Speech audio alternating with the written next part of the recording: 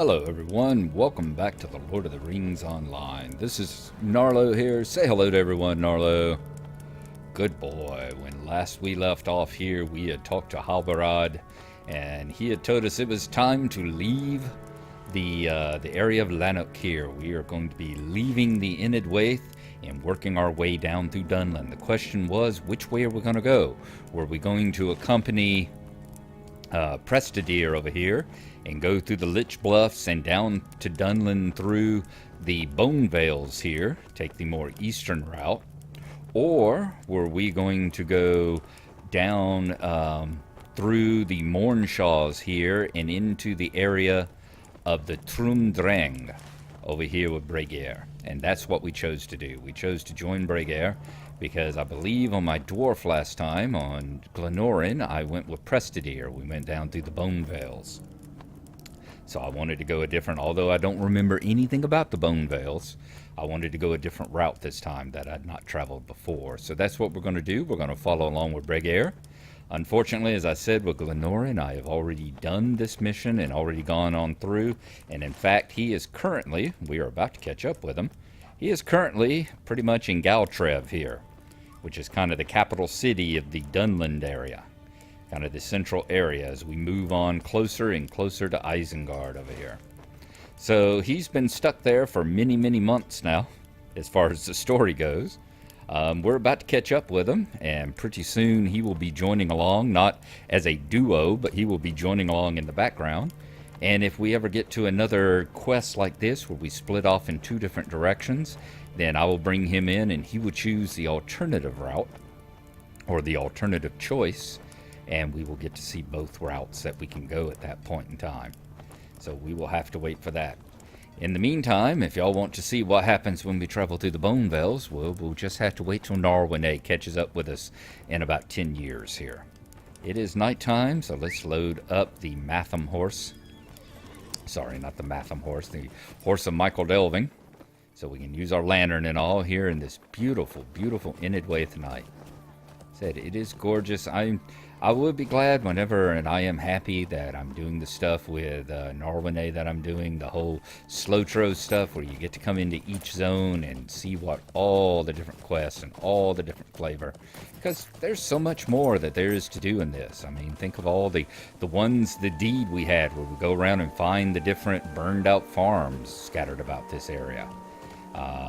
You've seen the areas where we've got these forts on the hills full of the evil Dunlendings that want to kill us, and there's quests involving them. Hell, if you remember the tiny boots we found that looked like they weren't children's boots, but the boots of a worker with very tiny feet.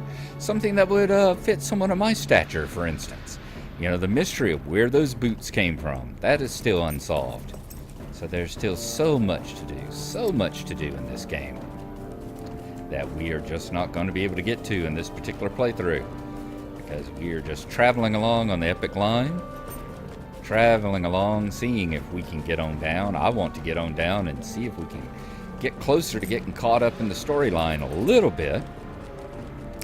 Now that update 20 is out and we've reached the Blackgate, I mean, we are far ahead. I'm estimating we're about halfway through the game at this point, perhaps, because we've still got Dunlin to do and the Isengard. We've still got Rohan, East and West Rohan, all the Hymns Deep material, the Southern Gondor, the Paths of the Dead, and then getting on into Western Gondor and Eastern Gondor. So much stuff ahead of us. I want to watch the map because we are definitely wanting to. We see a route heading off to the right. Want to be heading over in that direction, probably over toward where you can see that kind of fortress on the hills there. In fact, I'm going to head on over this way, see if I can find perhaps a passage that will take us that way, off the road. Take us off the road and into the forests over this way. Because it is over this way through the area of the Trum Dreng is where we're supposed to be traveling. And to get there, we're going to have to come in through the other way. Kun Anun. Interesting. Let's see, have we come far enough? Alright, we're getting in that direction. We might should have taken a route up here through the Mornshaws, but I don't know. It is so hard to see whether there's actually a road or anything, and I definitely don't see a road or anything here. So we're going to head on into the area of this fort and then come on to the right if we have to. I can see the towers of it rising up above us. Once again, I know it's been a long time since the last time we pulled on Gnarlo here. I'm not going to make any predictions about when I can get to play. Just because I've got time off. I'm off for the next 3 days from work. And what a lot of relaxation I am needing. It was a very long and hard week at work this week.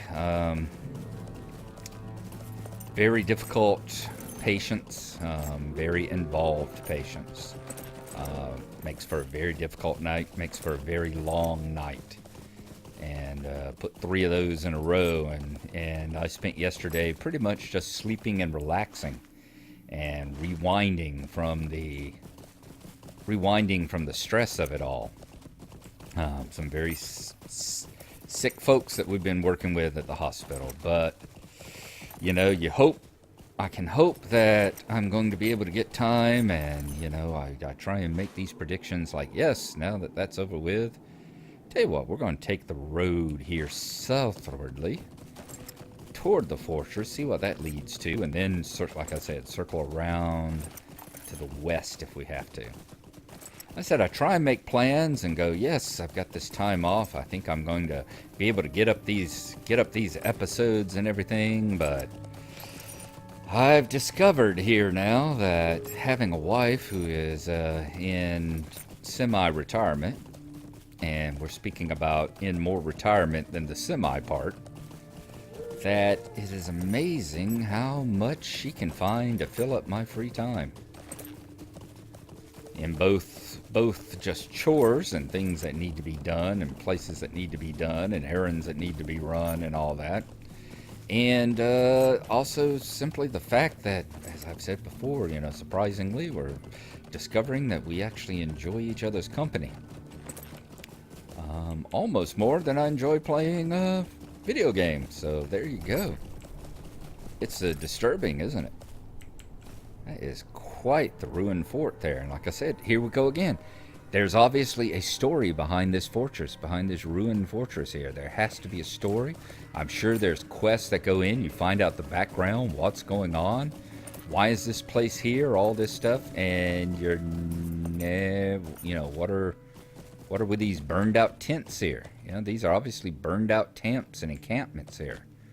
And what's the story behind them? Well, we're never going to know, because we're not doing the storyline, so who knows? Now, can we get on further? Can we go over here?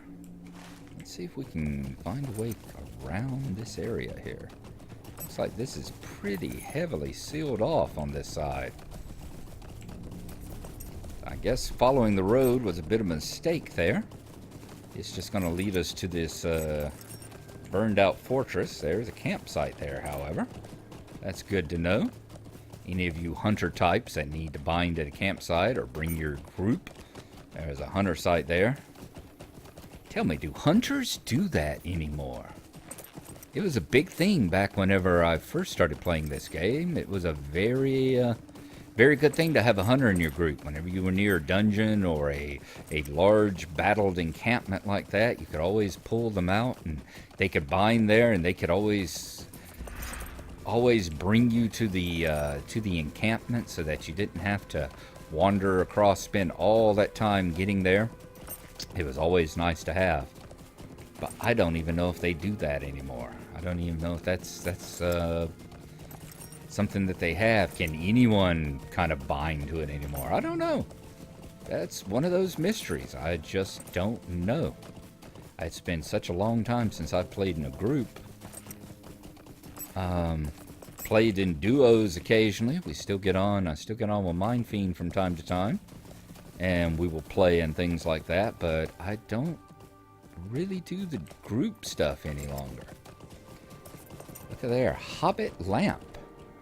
Remember the last time we saw one of these? Last time we saw one of these was in the Shire at Brockenborings, right beside the statue of Bull Rover Took there in the Brockenborings. There's one of these. This lamp marks a place where the first Hobbit pioneers settled on their long road to the Shire. So we've discovered the one in the Shire. Now we are discovering the one wherever we are right now. What is this? This is Unigpool. So we're going to be discovering the lamppost near Unigpool now. You have found the Hobbit lamppost near Unigpool. Okay, so fantastic. That's another one down. Apparently we've only got 2 left to do. I'm glad that we got kind of lost and ended up coming this way. We found another Hobbit lamp, which we would never have found before. Alright, let's continue on up this way until we can see if we can get out of this area. Obviously, we can't scale these walls.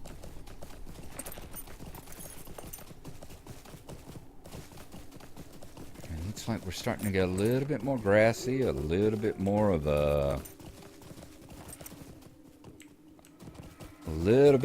some rills and all. This actually reminds me a lot more of the descriptions of the Old Forest that you would read in the book. The Old Forest talks about how the ground had these valleys and all in it, these rills that would lead you down toward, no matter how you wanted to go, it was constantly leading you toward the Withywindle, leading you down toward the rivers. The trees and the roots and the brush would lead you down into one of these valleys, and the valley would just would force you to travel further and further in that direction. You couldn't get up out of the little vales, out of the little river vales. Okay, well, there's an angered wood troll. Got these little flickering lights. I would imagine they are something along the lines of the corpse candles, the biting flies, the marsh flies, all those sorts of things that you find in various areas. Whose basic thing is to get in your way and to keep you from being able to do what you want to do. I'm not sure what we are actually shows we are in combat with. Could it be the flickering? I mean, our combat stuff is lit up down there, but I'm not sure exactly what it is. I am beginning to think, perhaps, that you can't actually circle back around this way, because we have come just about full circle now. Oh, so that is, these things will attack you. So they're not just a case of them getting in your way. They will actually attack you without you attacking them, won't they?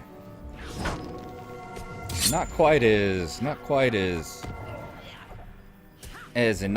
as the midge flies and all that, then the sand flies and all that just sit there and get in your way. What kind of debuff did it put on us? Flash blind, 50% mischance. All right, glad that wore off. Okay, so let's see. Yeah, it truly looks, since we're facing in that way, can we go any further? All right, we will try to continue further down this way. Let me mount up again. If we end up not being able to go any further, I will ride back to the fort and we will see if we can get through there. I won't make y'all watch me take the ride back, but at least for now. Oh, look at there. There's a road. And it seems to actually be going kind of sorta in the direction we want to go in. So let us continue on this way, shall we? I know it's on our tail this time. It's either one of those wood trolls or it's that coon dog. And we're probably dragging a good number of these flickering Elhudan behind us as well. Okay, so there does seem to be a road here down through the Mornshaws. And it does seem to be going in the direction we're going and on the opposite side of those cliffs there. So that is good. And there is Bregur. Well, you could have given me better instructions about how getting here. That's all I've got to say about it. That was about as annoying as the bone veils. I remember going through the bone veils. Let's see where we are on our map. Yeah, we are right there. So we are right at the very top of Dunlin. About to come through the Trum Dreng here. That was about as annoying as getting through the Lich Bluffs and all to get to the Bone Vales, because I remember it being basically a slog of just fighting my way through the green liches and barrow whites and stuff. We have crossed into Dunland, and now find ourselves in the land of the stag. Book 4, Chapter 2, Land of the Stag. Here we are. We have crossed into Dunland, and now find ourselves in the land of the stag. Be on your guard. We need to know what the situation here is, and we can only know that by observing its people. Scout the area to the south and determine what we will be dealing with as we pass through this land. Scout ahead and help an inhabitant of the Trum Dreng. I remember that too. Over in the Bone Vales, we had to scout ahead and help an inhabitant of the Bone Vales. And look, there looks like a likely inhabitant right there. Dunlending Lookout. Oh, new deed, exploring Trum Dreng. Discovered the North Pass. Let's go ahead and take a look at that. 1 of 6. Trum Dreng, home of the Stag Clan, has many places to explore. So we got 6 places to find.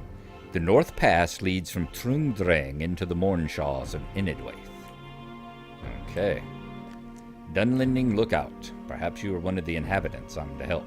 The old woman of the mountain says we should not trust Vodiard. Hail, Vodiard. Will you stay a moment? We have need of a strong warrior like yourself in our little band. We can find work for you and reward as well, for there is much to be done, and even more to be gained. Warning, this is a solo instance and cannot be completed in a fellowship. Okay, talk to the lookout to join the Dunlendings of Trum Dreng. We will accept that, and that is where we will stop for now, because we are at the 17-minute mark, almost 18 minutes. I will continue on along in it, but I want to make sure that, if that instance drags on for 25 or 30 minutes, that I don't have to split in the middle of an instance. I don't like doing that unless I absolutely have to. So we're going to call that an episode. I will continue on into the instance here, and we will rejoin you in the next episode when we can join the Dunlending band and see what aid we can assist with them. So we will see you then. Thanks for coming along, and bye-bye.